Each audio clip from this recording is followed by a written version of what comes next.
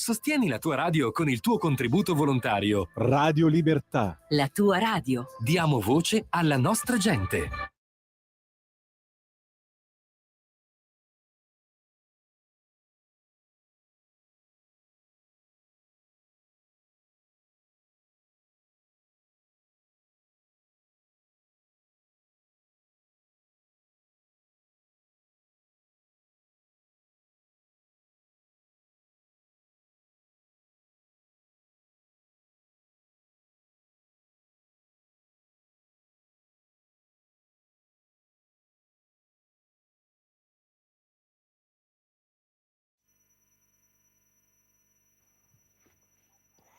Buonasera a tutti e bentornati a Liberamente, variazioni e scorribande qui su Radio Libertà. Allora effettivamente oggi non si è scritta una bella pagina dell'azione di governo, non una pagina memorabile del centrodestra.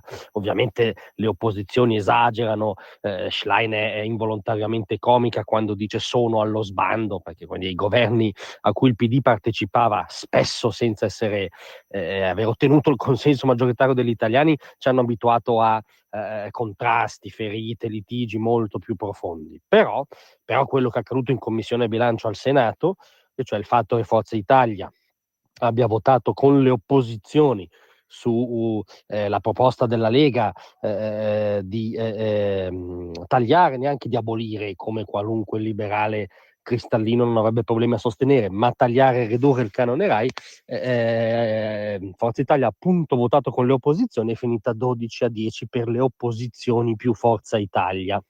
E non è una pagina bella, anzitutto nel merito, perché come accennavamo, un partito nato sulla parola d'ordine della rivoluzione liberale, poi attuata, non attuata, attuata, scusate, a metà, e la terza ipotesi probabilmente la più verosimile, è un discorso a valle. A monte però le parole d'ordine dell'esperienza politica di Forza Italia, e tra le prime c'era, anzi la prima era la rivoluzione liberale, che chi si riconosce in quella storia difenda il canone Rai, cioè un balzello che grava su tutti gli italiani indistintamente, che altera il meccanismo della concorrenza e del libero mercato tout court, che colpisce chiunque abbia un apparecchio televisivo, un dispositivo in grado di trasmettere, al di là della volontà dell'utente di vedere la Rai, di usufruire del servizio. Peraltro sono sempre meno quelli che gradiscono vederla, sono sempre di più quelli che fanno altre scelte.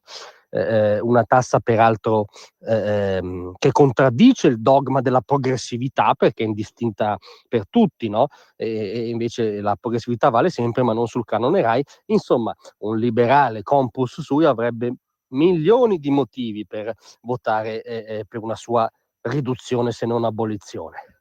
Invece questo non è successo.